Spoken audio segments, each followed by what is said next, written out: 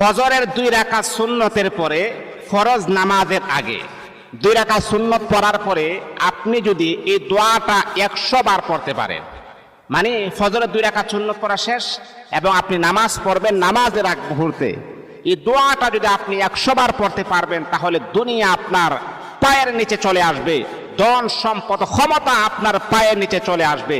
কারণ পৃথিবীতে মানুষ এমনও আছে, এমন আল্লাহ তাআলার বান্দা আছে, কোটি কোটি টাকা পয়সার মালিক, মানুষ তাকে দিতে চায় কিন্তু সে নিতে চায় না।